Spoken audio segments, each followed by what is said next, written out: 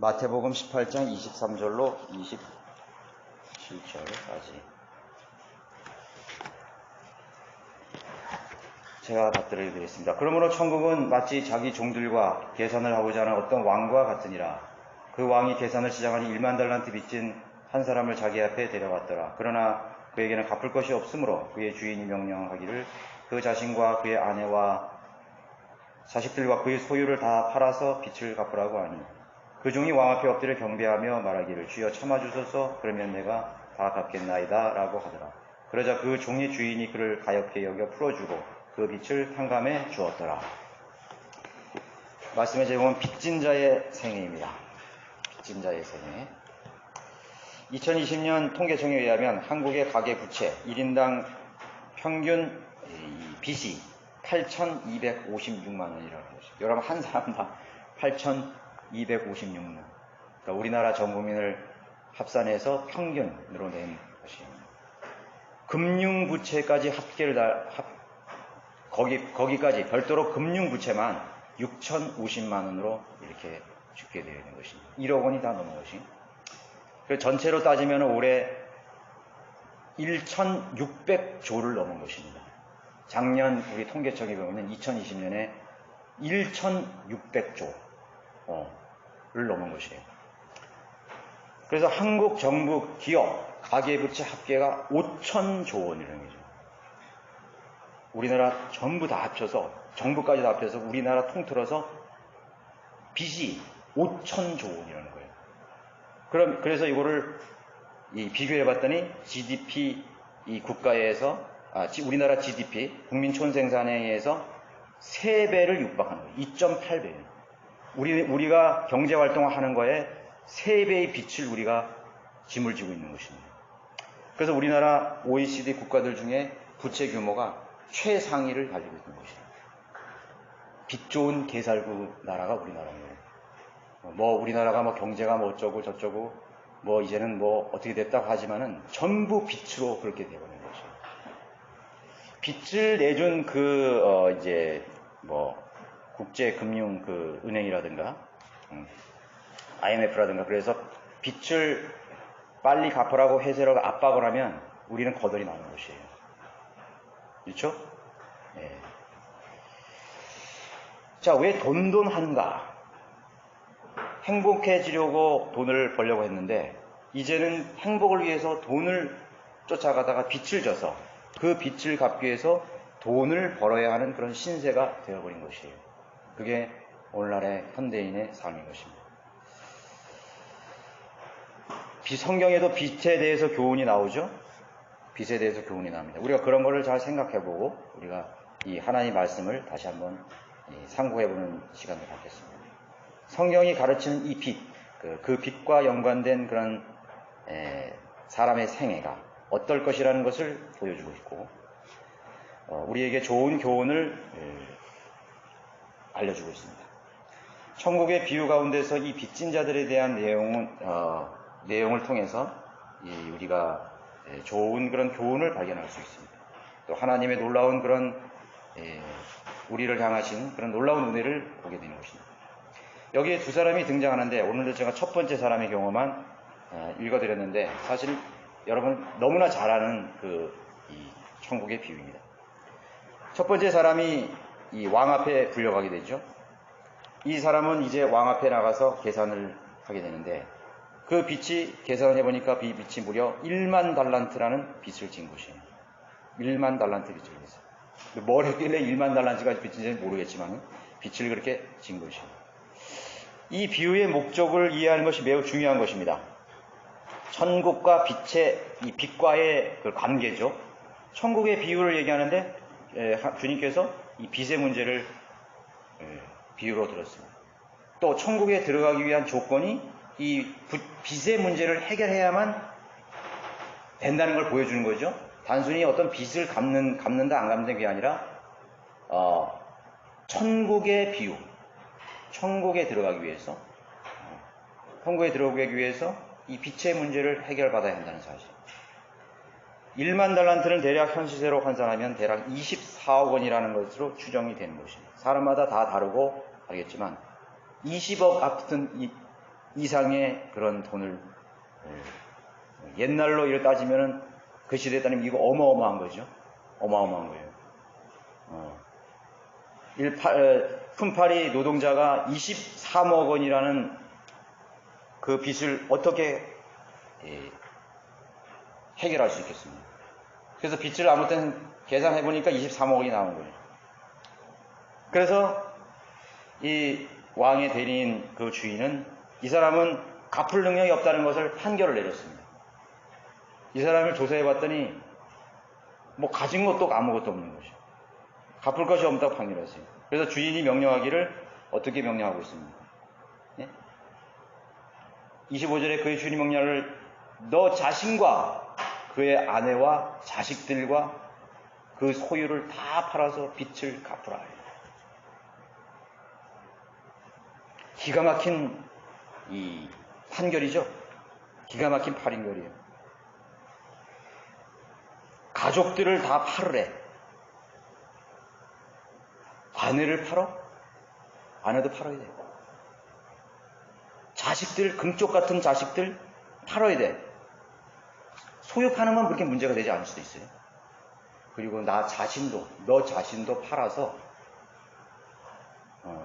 노예로 살든지 뭐로 살든지 다 팔아서 갚을 때까지, 죽을 때까지 갚아도 갚을 수 있을까요? 갚을 수 없을 것 같아요. 모르죠. 어떻게 수단과 방법을 해서 가족들이 돈 다 뿔뿔이 다 팔려가고 노예 시장이 팔려가고 아마 그래도 23억이라는 것은 불가능할 것 같은데. 아무튼 해결한다 할지라도 기막힌 판결이 내려지는 것이에요. 여러분들이 이런 상황이 있다면 어떻게 하시겠어요? 안 갚으면 어떻게 되는 것입니까? 안 갚으면 죽음이야. 그렇죠? 죽음인 거지. 그래서 여기서 천국의 비유를 봤을 때 천국에 들어가기 위해서 그 빚을 빚을 갚아야 되는데 그 빚을 안 갚게 되면 지옥이지. 이건 그냥 단순한 죽음이 아니라니까요. 지옥이야. 지옥에서 나와 내 아내와 내 가족들과 내 모든 생명체들이 지옥에서 영원히 그 빚을 갚아야 돼요. 그런 문제가 여기 달리는 거지. 이 천국의 비유라는 것은 이게 무시무시한 얘기예요. 그런 거 아니에요. 지금 천국의 비유로 연결봤을 때.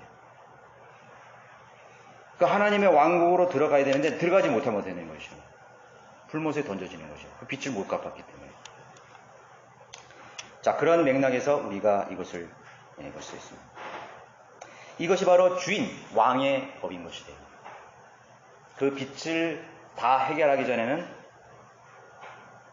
하나님의 왕국에 들어갈 수 없어요. 천국에 들어갈 수 없는 거죠. 근데 그 빚을 갚을 자니 거의 불가능해 보이는 법인 것입니다. 그래서 이 사람은 결코 천국에 들어갈 조건이나 자격이 없는 것이에요. 빚을 갚을 수 없다는 것은 천국에 들어갈 자격이 없는 것이에요. 그래서 천국과 연관해서 결과적으로 이 사람은 결코 구원받을 수 없는 그런 자격이 주어진 것입니다. 천국 근처도 불구하고 구경도 못하고 즉각적으로 불속으로 들어가야 할 그런 위기와 운명에 처해져 있는 것입니다. 두 번째 등장하는 사람은 1만 달란트에게 이 앞에 있는 1만 달란트에게 빚을 진 사람이에요.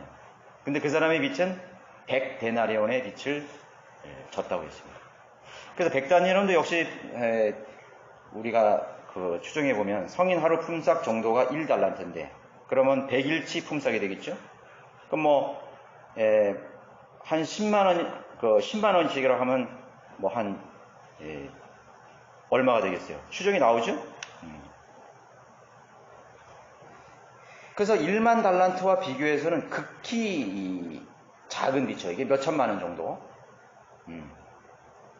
극히 작은 빚이죠. 그것도 큰 빚이지만은 1만 달란트 자기가 갚을 수 없는 그 빚에 비해서는 100데나리온의 빚은 충분히 노력하면 갚을 수 있는 빛이란 말이에요.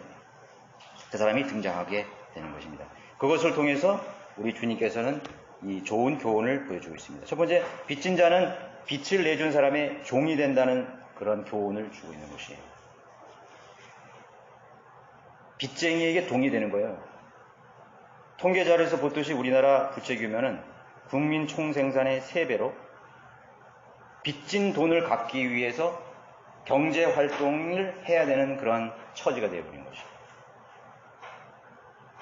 그러니까 그 빚을 안 갚으려고 하다 보니까 점점 빚이 늘어가. 그냥 자기도 놀고 먹어야 되니까. 즐길 거 즐기고, 집 살 거 지고 하니까 자꾸 되는 것이죠. 지금 우리나라 지금 뭐 농협이나 우리나라가 지금 대출 규모를 줄인다고 했어요. 왜 그러냐면은 이 부동산 경기도 그렇지만 우리나라 정부들이 꼼수를 쓴 거지. 빚이 너무 많으니까. 우리나라 정부에서도 빚이 너무 많아 버리니까 이거 뭐 부동산 경기 때문에 핑계를 대면서 이제 대출 규모를 이제 축소시키는 것 같아요. 그래서 개개인 또 가정마다 빚을 갚기 위해서 평생 일하다가 죽는 그런 모양새가 되어버린 거죠. 빚이 없는 사람이 어디 있어요? 예. 좋은 아파트 사는 우리 저 공무원들도 물어보면은 전부 빚이야. 어디서 그렇게 돈이 많이 나와서 좋은 아파트 사냐? 다 빚이죠, 뭐. 그렇게 살아가고 있는 것이. 그러니까 그 사람들은 그것을 갚기 위해서 일을 할 수밖에 없는 거죠. 빚으로 집을 사고, 빚으로 농사도 짓고, 빚으로 자녀 교육도 하고, 빚으로 여행도 가고, 빚으로 먹고 사는 신세가 되는 것이. 그러니까 결국 뭐예요? 빚진 자의 노예로 전락해 버리는 것이. 그 빚을 안 갚으면 경매를 내려버리잖아요. 경매 내려버리고, 차업 들어와 버리고. 여러분 가까이에 있는 사람 보세요. 빚을 져가지고 그 빚의 노예가 돼서 허덕이면서 피폐하게 사는 사람이 얼마나 많아요. 내 친형제 중에서도 그런 사람들이 있었고. 그래서 저도 그거 내 친형제이기 때문에 내가 그것에 연루돼가지고 나도 힘들었던 적이 있었어요. 그 빚을 내가 저거 해주기 위해서. 그러니까 그 빚쟁이들이 당사자가 아니면 가족들에게 연락이 오거든요. 뭐 배우자, 뭐 그 친형, 동생 해가지고 막 날라오는 거예요. 지금 여기 우리 교회에 나오던 형제가 여기 2, 3년 있던 형제, 그 사람 빚 독촉이 지금도 가끔 와요. 신용정보 회사에서 와. 그러니까 그 형제가 지금 어떻게 사는지 난 뻔히 알고 있어요. 내가 가끔 전화하면 뭐 문제 없고 뭐 어쩌고 저쩌고 해도 속으로는 시커멓게 썩어 들어가는 거지. 평안이 없고 그냥 그 노예가 되고 살아가는 거예요. 어떻게 보면은 도망 다니는 신세가 될 수도 있어요. 내가 경제 활동을 못하니까. 참 안 된 것이요. 그러니까 그런 빚진 자의 노예로 살아가는 것이에요. 이거는 점차 심화되게 될 거예요. 이건 세계적인 추세예요.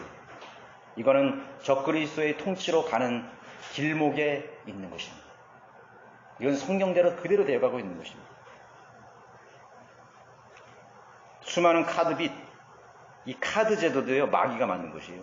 하나님의 방법이에요. 하나님의 방법은 현금으로 물건을 사는 게 하나님의 방법이에요. 여러분 율법에도 다 나와 있잖아요.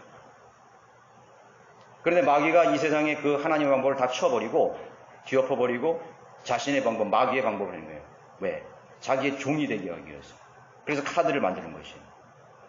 옛날에는 우리 때는요, 카드 같은 거 없을 때는 저도 이 학교 다닐 때 자취 생활할 때 막 이렇게 뭐 갑자기 물건이 필요하면 그 동네 슈퍼에 가서 구멍가게 가가지고 너무 잘하니까 이거 좀 달아주세요 하면 뭐 2,000원 달아주고 그거 명부가 있어요. 그럼 나중에 뭐 10,000원 더 갖고 나중에 뭐 월급 타면 이렇게 갚았어요. 그것이 그 당시에 가장 큰 빚이야, 그게. 외상이라 그러죠, 외상. 근데 그 외상이 지금 제도화 돼버렸어. 그게 뭐예요? 카드라니까. 우리는 전부 외상의 삶을 살고 있는 거죠. 그래서 전부 빚쟁이야. 그게 바로 적그리스도의 통치의 방법이라는 사실. 그래서 지금 현금이 사라지는 거예요. 지금 가상화폐 지금 엄청나잖아요. 그 점점 그 심화되는 거예요.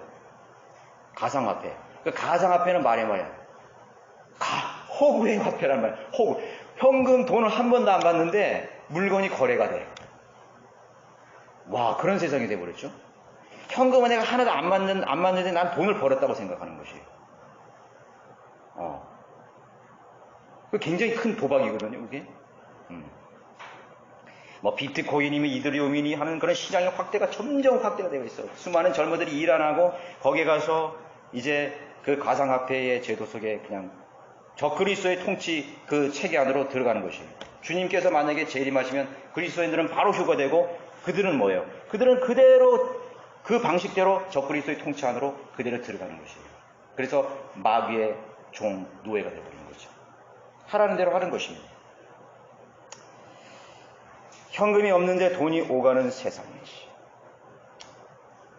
오늘날의 그런 베네수엘라나 그리스나 국가적 부도의 위기 난 그런 나라들 보세요. 얼마나 피폐한 나라인 것입니다. 미국의 모기지론, 지금 또 그게 오고 있다 그러잖아요, 미국이. 인류 모두를 빚더미 속으로 몰아넣는 그런 정책 속에 빠져드는 거죠.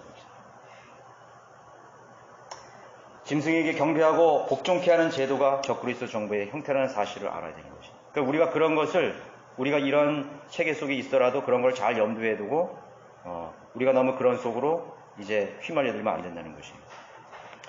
그래서 지금은 어떻게 만드냐? 세금 공제 혜택을 줄 테니까 카드를 쓰라, 이렇게 말하는 것이에요. 결국 모든 사람들이 동선과 신용카드, 현금 기록이 다 남게 되는 것입니다. 자, 1만 달란트 이건 100데나리오 이거네. 그 모든 빚을 갚기 전까지 자신의 모든 것, 자신의 모든 전재산, 자신의 모든 가족의 생명까지도 잃어버리게 된다음을 경고해주고 있다는 사실을 알아야 되는 것입니다. 경고해주고 있어요.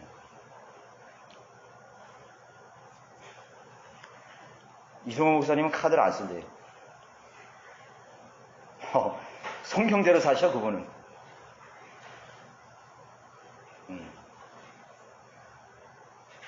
뭘 주면 그냥 다 현금으로 다 줘버려. 없으면 안 써. 그리고 하나님이 주신 돈 외에는 안 쓰는 거예요. 놀랍지 않아요? 그게 우리 믿음의 그런 본보기 아니겠습니까? 그래서 모든 것을 잃게 된다는 사실을 알게 되는 것이죠. 자, 어떤 경우는 매춘 사업, 전부 빚에 의해서 벌어지는 사업입니다.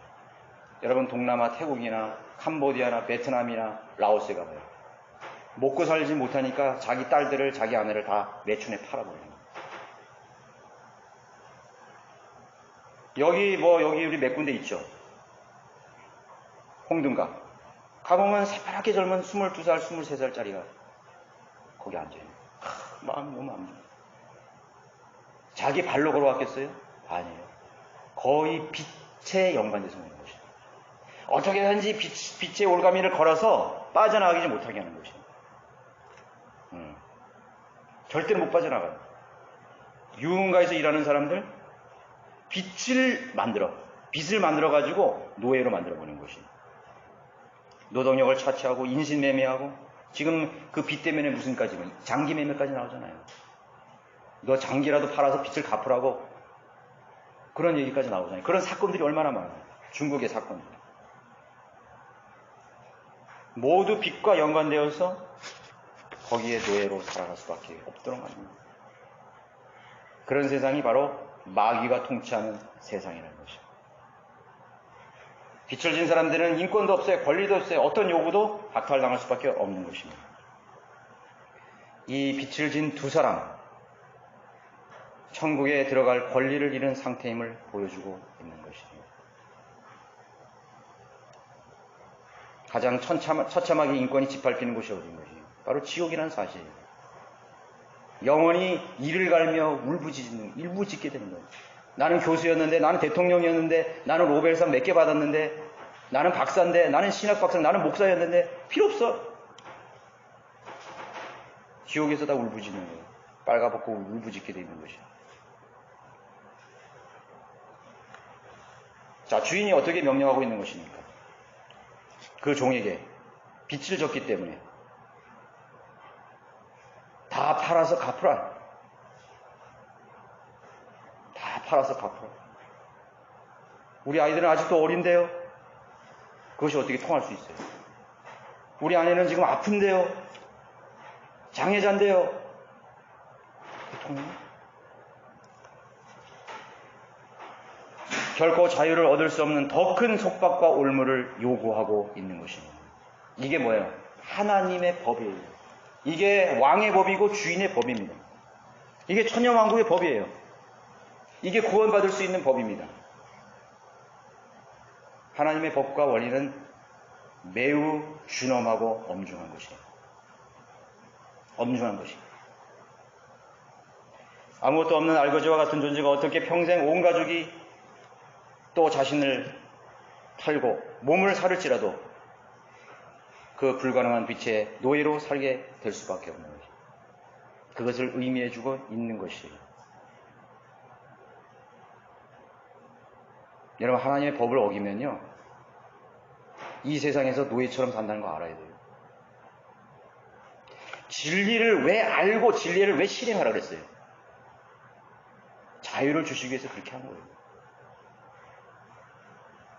하나님의 법을 다 잃어버렸기 때문에, 하나님의 법대로 살지 않기 때문에 구원받은 후에도 자유스럽게 못 사는 거예요. 평안도 없고 자유도 없는 거예요. 마음의 여유도 없는 거예요. 그러니까 맨날 거기에 마음이 구속이 돼서 속박이 돼서 살아가는 것이에요. 법을 어겼기 때문에. 그리고 자기 마음대로 살아가는 것이에요. 자기 마음대로 실컷 놀다가 지 마음대로 자기가 판단하고 다 모든 걸 선택했다가 실컷 그 빚더미에 올라가가지고, 그것은 여기서 주는 메시지는 뭐냐면 이 물질적인 것만을 얘기하는 게 아니에요. 인간에게 가장 중요한 혼의 상태인 것이에요. 그 정신적인 그런 심리적인 그런 정서적인 것들이 속박이 되어서 살아가는 거예요. 수많은 강박감정 속에 살아가는 것이에요. 하나님의 법을 어겼기 때문에 그런 것이에요. 그래야 하나님의 원리인 것이에요. 두 번째는 인간은 죄인으로서 하나님 앞에 모두 빚진 자임을 명시해주고 있습니다. 모든 인류는 태어나면서부터 하나님 앞에 빚을 지기 시작했어요. 그리고 계산에 들어가는 것입니다. 하나님의 주판이라고 하기는 뭐하고 하나님의 계산기는 돌아가기 시작하는 것입니다. 하나님의 책에 기록된 모든 인생들이 하나님 앞에 빚을 진 자라고 말하고 있습니다. 그것은 돈과 물질로 환산할 수 없는 빚입니다. 그것이 지금 계속 돌아가고 있어요. 하나님과의 계약. 하나님과의 계약 속에서 그 빚은 그 계약서대로 돌아가고 있는 거예요. 창조주와의 계약에 의해서 살았어야 하지만 한 가지를 어길 때마다 그것은 고스란히 빚으로 명시가 되는 것이에요. 그것을 기억해야 됩니다. 하나님께 지불했어야 될 죗값이 갚기는커녕 눈떠덩이처럼 계속 빚으로 쌓여가는 것입니다. 여러분들이 10살이면 10년간 여러분 빚이 쌓이는 것입니다. 여러분들이 25살이면 25년 동안 하나님 앞에 빚을 진 그 장부가 고스란히 쌓여갑니다. 40살, 50살 나이가 먹으면 먹을수록 사람들은 오래 산다면 좋아하죠. 아, 나 오래 살았다고. 천만의 말씀. 주인 앞에 가서 자신에게 생명을 주신 하나님 앞에서 빚을 청산해야 할 자리가 다가오는 것이에요. 그것이 심판석이에요. 여러분, 빚진 사람은 어떻게 돼요? 법원에 불려가잖아요. 법원에 불려가요. 저도 가봐서 제 동생이 빚을 져가지고 여기 원주법원에 갔어. 출두 명령 나와가지고. 그 빚진 사람들이 쭉 줄을 섰더라고. 언제까지 빚을 갚으셔? 언제까지 갚았습니다. 땅. 다음. 안 하면 경매도 넘어갈 수 있고 차압도 들어갈 수 있고 제재가 들어가는 것이죠.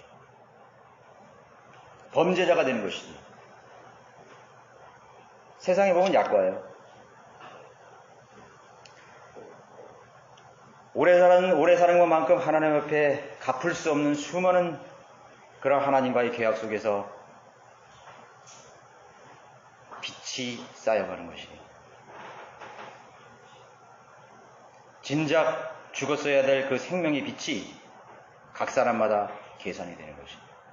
율법에 의하면, 하나님의 법에 의하면 죄를 지을 때마다 죽어야 되는데 그 사람을 용서해 줬기 때문에 그것이 빛으로 쌓이는 거예요. 안 그래요? 죽는 것이 빛을 갚는 거예요. 그런데 하나님이 살려줬어. 그 빛으로 갚는 거예요. 내가 죄를 지을 때마다 빛을 지어요. 남을 미워할 때마다 빛이 쌓이는 거예요. 증오할 때마다, 거짓말할 때마다, 음란할 때마다. 여러분, 그 빛을 새할 수 있어요? 제가 그걸 한번 생각해 보니까, 와, 나는 100번을 죽었다 다시 살아나도 지옥에 갈 수밖에 없는 주인. 20억은, 23억이라는 것은 너무 적은 값이야. 20억은 너무 적은 값이야.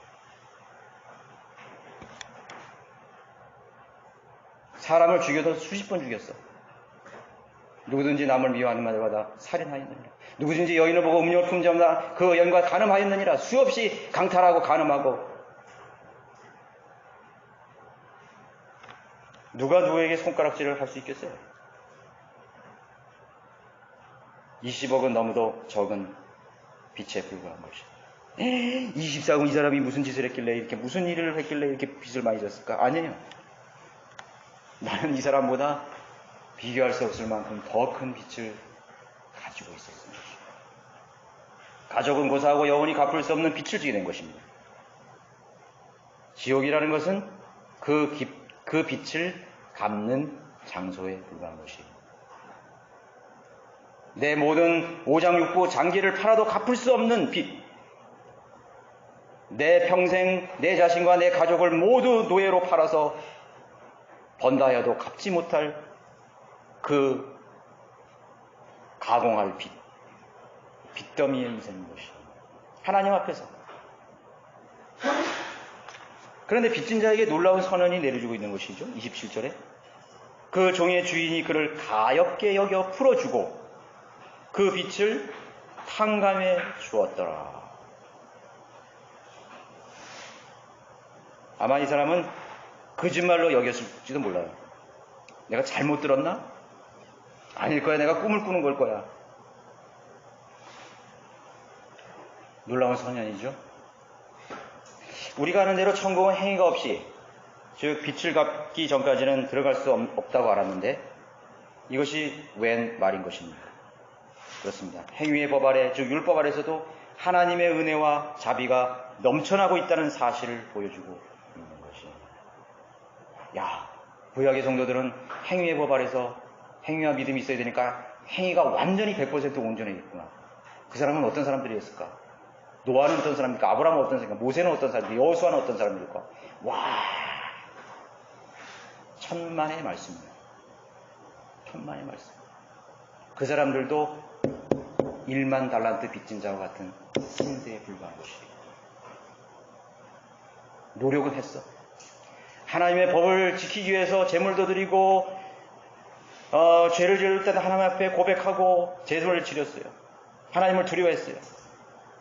그럼에도 갚을 수 없는 빛, 그 죄의 빛을 하나님께서 은혜로 탕감해 주신 것입니다.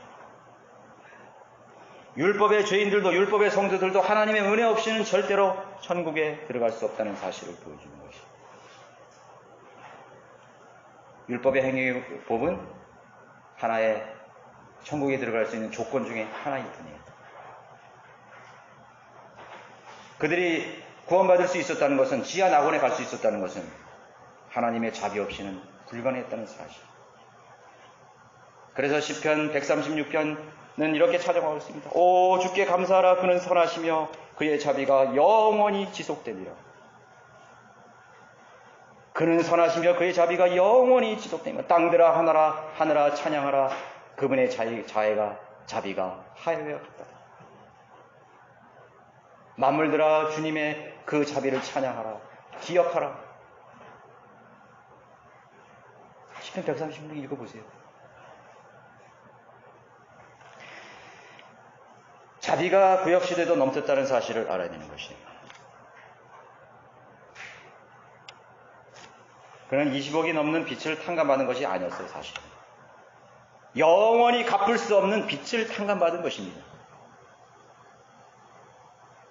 빚의 명세를 보니까 빚이 안 써 있어.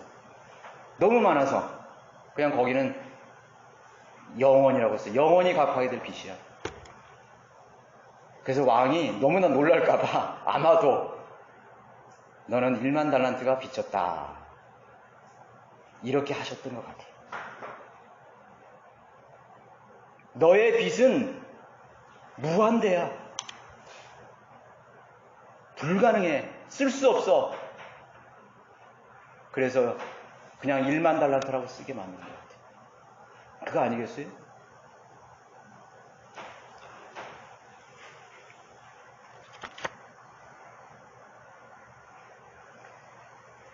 자, 여기서 여러분들은 그러면 탕감받은 빚은 얼마인 것입니까? 우리도 마찬가지로 계산할 필요가 없습니다. 백지수표와 같아. 그 빚 명세가. 행위가 필요한 시대의 성도들 역시 주 하나님의 크신 은혜를 찬양하고 있는 것이에요. 세 번째는 율법이든 은혜이든 하나님의 자비로우신 성품과 은혜의 주되심을 아는 사람만이 용서의 대상이 된다는 사실입니다. 이 비유 속에서 1만 달란트 용서받은 종은, 자, 1만 달란트를 단번에 용서받았어. 너는 안 갚아도 돼. 그 1만 달란트 다 탕감해 줬어.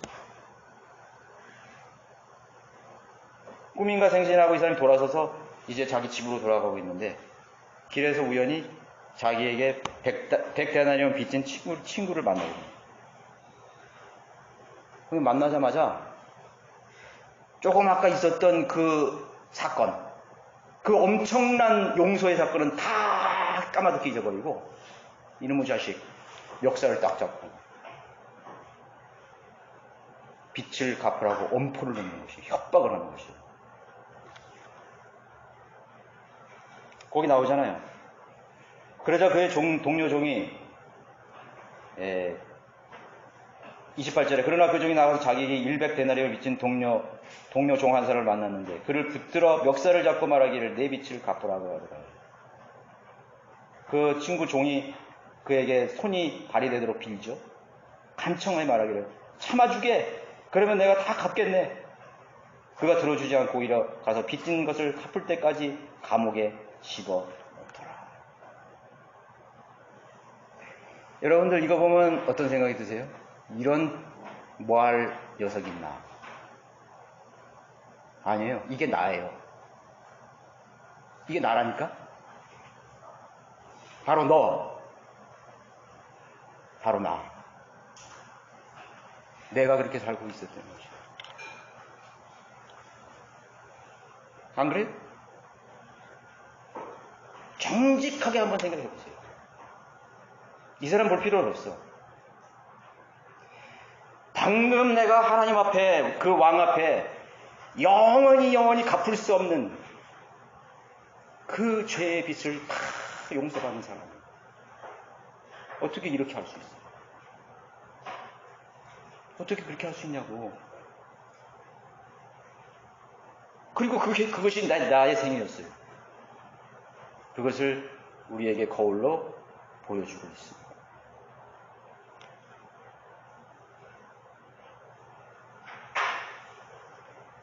갈보리 십자가의 자비와 은혜는 주 하나님의 한마디 말과 같은 것입니다. 그 말을 믿는 것이죠. 응?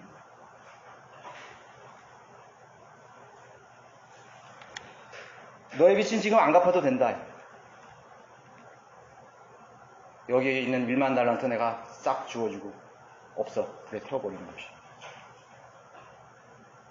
그 한마디의 말, 그 한 문장의 선언이 내가 갚을 수 없는 영원한 멸망의 빛을 다 용서받고 탕감받는 것이.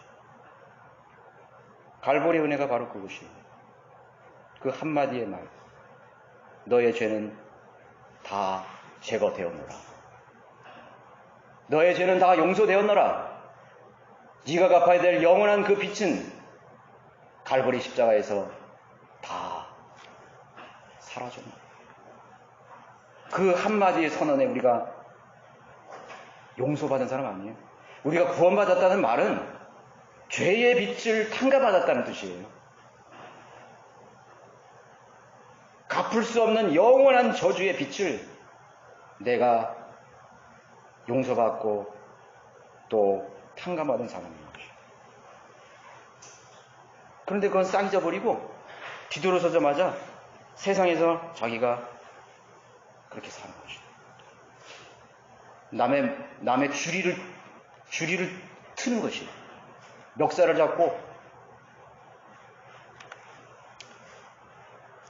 우리는 그것을 항상 기억해야 되는 것입니다. 갈보리 십자가의 자비와 은혜는 주 하나님의 한마디 말, 그 한마디의 선언으로 믿음으로 가능하게 된 것입니다. 죄값이 용서받고 영원한 그 빛을 탕감받은 것이에요. 어느 무명의 그리스도인이 이 갈보리의 은혜를 묵상하다가 그 하나님의 그 은혜와 사랑 앞에 인간이 표현할 수 있는 모든 수식어를 한번 자기가 붙여봤다는 것입니다. 그 사람은 뭐 영어권에 있는 사람이라 제가 영어는 부담돼서 말할 수 없지만 Amazing Grace, Incredible Grace, Wonderful Grace, 이 세상에 있는 모든 언어를 다 동원해서 그 은혜를 표현했다. 근데 나중에는 그 모든 놀라운 단어들이 다 사라지고 아무것도 이제는 할 게 없다는 거죠. 그런데 그것을 표현해야 돼. 표현할 수 없는 것이죠. 셀 수가 없어. 놀라운 그 은혜, 믿을 수 없는 그 은혜, 엄청난 기가 막힌 은혜, 태산보다도 높고 하늘보다도 높고 하늘보다도 더 깊은 우주보다도 더 광대한 놀랍고 놀라운 주님의 은혜. 찬양하지 않았겠어요? 감격스럽죠? 어린이들이 저리는 찬양에 그런 거 찬양했어요. 하나 둘 셋 넷 세어보아요. 하나님의 사랑. 둘 둘 셋 넷 세어보아요. 하나님의 자비. 그러나 셀 수 없어요. 하나님의 놀라운 자비. 그런 찬양이 있어요. 셀 수 없어요. 그 셀 수 없는 은혜를 안 사람이 그것과도 비교도 안 되는 조그만 사소한 일 때문에 용서를 못해. 평생 쓴뿌리로 가지고 다니는 사람이 있어요. 그것도 바이블 빌리러 가는 사람들이. 그게 나예요. 생각해보니까 나더라고. 나에게 무슨 쓴소리를 한 사람. 자꾸 기억이 나는 거야. 근데 그걸 떨쳐버리려면 안 돼요. 어디로 가느냐. 다시 뒤돌아서서 그 왕 앞에 가는 것입니다. 왕이시여, 다시 한번 말씀해 주십시오. 그것이 참말입니까? 그게 진심이십니까? 그렇다니까? 너는 이미 자유의 몸이야. 안 갚아도 돼. 진짜요? 그러면 영수증 하나 써주세요. 진짜입니까? 그래, 내 써줄게. 그래서 하나님께서 기록된 말씀을 우리에게 주신 것입니다. 너의 죄는 다 제거되었노라.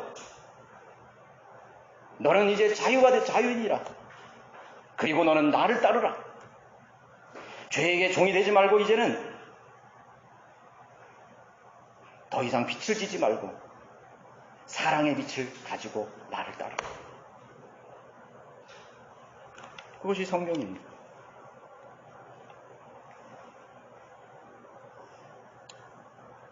자, 저는 그렇게 생각해 보겠습니다. 과연 율법 아래의 성도나 환난 성도나 천국의 시민들 중 어느 누구도 과연 하나님을 만족시킬 하나님의 법과 규례를 정말 완벽하게 100% 충족해서 구원받은 성도가 있었을까? 다윗이 그랬을까? 다윗이 얼마나 많은 죄를 줬어요. 모세가 그랬을까? 여호수아가 그랬을까? 아브라함이 그랬을까? 이사야가 그랬을까? 예레미야가 그랬을까? 스가랴가 그랬을까? 없더라고. 없어. 결코 없어. 어떤 위대한 업적을 남긴 그런 하나님의 종 그리스도인일지라도 모자람이 있는 것이에요. 하나님의 은혜가 아니고서는 그분의 용서가 없이는 들어가기에 불가능한 나라, 불가능한 왕국, 하나님의 나라입니다. 그것이 하나님께서 천국의 비유를 통해서 말해주는 겁니다. 그래서 여기 어떻게 했습니까? 그 말을 들은 왕이 어떻게 했어요? 32절에 그때 그의 주인이 그를 불러서 말하기를, 오 너 악한 종아, 그 용서해줬던 종에게 뭐는 거예요? 내가 나에게 애걸하기에 나는 내가 진 모든 빚을 탕감해 주었노라. 내가 너를 가엾게 여긴같이 너도 내 동료 종을 불쌍히 여기는 것이 뭐예요? 당연하지 아니하냐? 당연하죠. 너무나 당연한 것입니다. 너무나 당연한 거죠. 제가 뭐 이거 한 두세 번 얘기했는데요. 제가 27살 때 그 기독교 수양관이라는 데서 일하는데 거기 영어를 배우는 강남의 귀부인들이 벤츠하고 수입차를 타. 그러니까 그 당시가 96년, 97년도예요. 아니다. 94년, 95년이지. 94년, 95년에 벤츠 수입차를 타고 다니는 강남 귀부인들이 그 차가 얼마나 귀하겠어요. 그때는 서울시내도 수입차 그렇게 많이 안 굴러다녔어요. 근데 거기 이제 체프만 관장이 거기 있으니까 영어를 배우려고 그 3-4명이 그 아주머니들이 그 수입차를 몰고 그 영내로 들어온 곳이에요. 근데 그때 경운기가 있어가지고 제가 경운기를 짐을 가득 싣고 내려가고 있었거든요. 경운기가 얼마나 낡았는지 한 30-40년 된 거야. 근데 앞에서 경운기가 올라와가지고 섰죠. 그리고 먼저 올라오라고 그런 거예요. 근데 굳이 그 아주머니가 먼저 가라는 것이에요. 그래서 매번 아니라고 먼저 가라고 그렇게 했는데도 굳이 거기 서 있는 거야. 그래서 그거 뭐 이렇게 옆으로 피해가지고 오솔길이었는데. 그러니까 밑에 짐은 실었지 이게 밑에 내려갈 때는 이게 핸들 조작이 잘 안 돼요.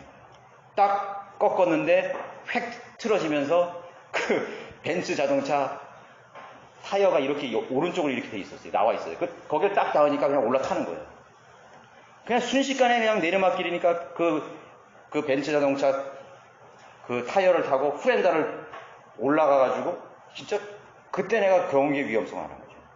그래서 이렇게 쫙 기울어가지고 거기 브레이크를 선 거예요. 그러니까 이미 경운기는 그 후렌다 위에 올라타서 범퍼를 지나가지고 그 이제 앞유리 그 기둥에 딱 서 있는 것이. 그때 내가 하늘이 노래지더라고요.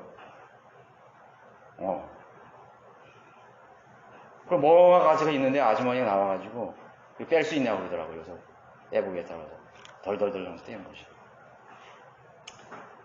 그래서 내가 그랬죠. 아 이거 내가 여기 직원이라고 내가 이거 갚을 수 있을 때까지 내가 다 갚겠다고. 막 그냥 뭐 사색이 돼서 그랬죠. 그때 나를 이렇게 쳐다보더니 아니라고 웃으면서 그냥 가시라고. 차는 굴러간다고. 그 말을 듣는 순간에 10번도 더 감사하다고 그랬어요.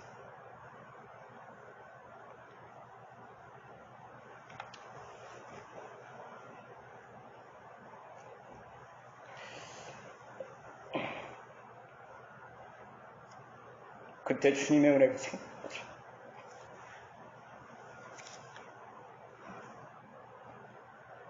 갚을 수 없는 빚을 갚아주신 하나님의 은혜를 가르쳐 주셨던 거죠. 우연한 일이 아니었어요. 그래서 저는 그날 그 체프만 관장이 저를 불러서 나를 해고하는 줄 알았어요. 굉장히 정확한 사람이거든요. 내가 그것을 탕감받았지만은 셰크만 관장은 남에게 결례함을 하고 되게 싫어했어요. 그래서 뭐 실수하면 그냥 아웃이에요. 그래서 내가 마음이 졸이고 있는데 그날 저녁부터 부르질 않아요. 셰크만 관장이. 그 다음날 출근했는데 직원 예배를 드리는데 아무 소리 안 하는 거예요. 그래서 어떻게 됐나. 그 제일 친한 직원에게 내가 물어봤어요. 비서에게. 혹시 셰프만 관장이 무슨 얘기 안 했냐고. 아무 얘기도 안 했다는 것이. 완전한 용서. 완전한 빛의 탕감이었어요. 그리고서 제가 서울에서 몇 번 접촉사고를 냈거든요. 그러니까 다른 사람이 나를 접촉사고를 낸 거예요. 다 그냥 가라 그랬어요. 다 그냥 가라. 심지어는 제 동료가 제가 그때 르망 자동차가 승용차가 있었거든요. 근데 르망 자동차 키를 잠깐 빌려달래요. 자기가 저 밑에 갔다 오는데. 그래서 뭐 잠깐 빌려줬죠. 저 주민이. 샤워를 하고 나와보니까 제 르망 자동차가 그 앞 강당에 이렇게 그 낭떠러지가 있었거든요. 그 낭떠러지에 내려가가지고 큰 나무에 딱 걸려가지고 앞에 좌측 후렌드가 확 들어간 채 거기에 걸려있는 거죠. 그 동료 그 형제가 만절부족을 하고 있는 거죠. 그 막 경위가 막 끌어올리고 막 이렇게 되는 거죠. 그래서 그 형제가 그러더라고요. 형제님 미안하다고 내가 운전 미숙으로 이렇게 됐다고. 속으로는 화가 났죠. 근데 그게 딱 떠오르는 거야. 몇 달 전 그 사건이. 그래서 형제님 걱정하지 마세요.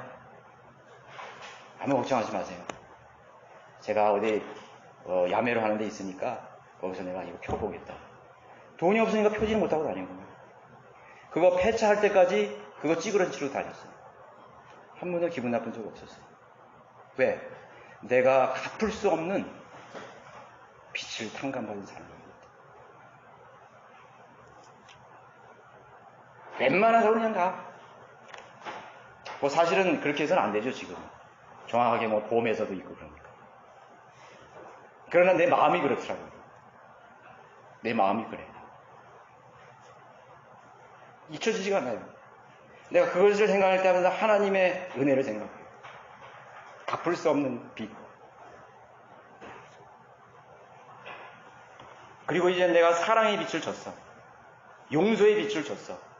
은혜의 빛을 줬어. 자비의 빛을 줬어. 내가 가장 행복할 때는 주님을 위해서 일할 때예요. 내가 사실은 여기서 설교하는 게 제일 행복해요. 너무 행복해요. 하나님의 은혜를 말할 수 있다는 거. 주님을 표현할 수 있다는 거. 주님의 사랑을 전할 수 있다는 거. 주님의 긍휼을 내가 보여줄 수 있다는 거. 그러나 내가 부족하기 때문에 다 못하는 거예요. 그게 가장 죄송한 것이에요. 내가 복음을 전할 때 가장 행복해요. 다른 사람들이 나를 손가락질 할 거 말고. 그러나 내가 뭐 이러저러 핑계로 못 나갈 때는 너무나 죄송한 것이. 가장 행복해요. 복음을 전할 때가 가장 평안하고. 어제도 사실은 직장에서 많은 제가 스트레스를 받았어요. 그 전에. 상사는 아니지. 동료로부터. 나를 거짓말로 몰고 속이는 사람으로 그렇게 나를 몰더라고요. 근데 내 증인이 다 있는데. 뭐 아무튼 그런 스트레스를 받았어. 마음이 이게 토에서부터 안 좋아. 복음 전할 마음도 없는 거예요. 그래서 일기예보를 딱 보니까 3시부터 5시까지 소강상체. 그래도 가자. 하나님의 명령이니까. 마치고 돌아왔는데 눈 녹듯 사라졌어요. 그 스트레스가. 그 세상의 짐이. 그리고 오히려 그 사람을 위해서 기도가 나오는 것이죠. 내가 사랑의 빛 외에는 진 것이 없어요. 미워해요?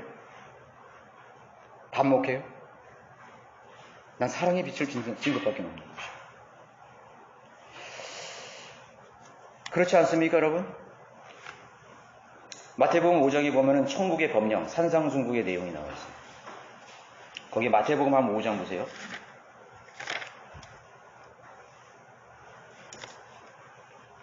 거기 5장 2절에 보면 이게 천국 할복에 대해서 나왔는데 천국 법령이에요.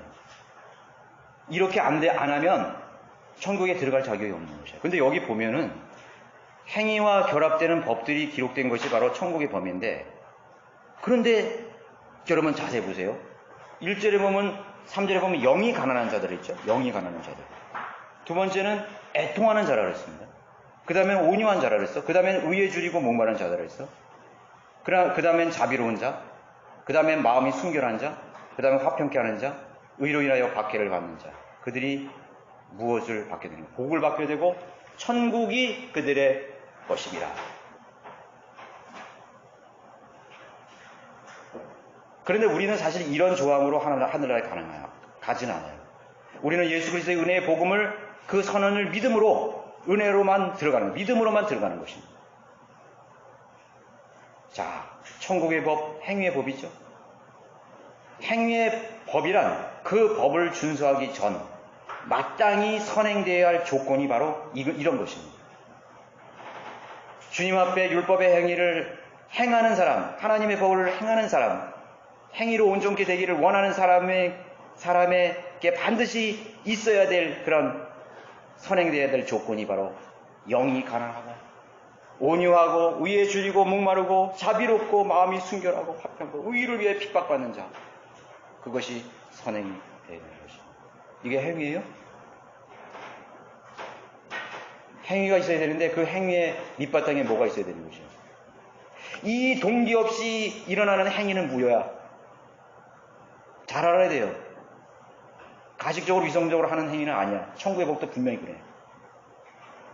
내가 용서를 할 수 있는 근거는 뭐냐면 내 마음에서 이미 일어나야 되는 거예요. 아, 하나님의 법인데 용서할 때 용서해줘. 그게 아니야. 내 마음에 하나님이 누구신 걸 알아야 돼. 하나님이 나에게 어떻게 행하신 걸 알아야 돼.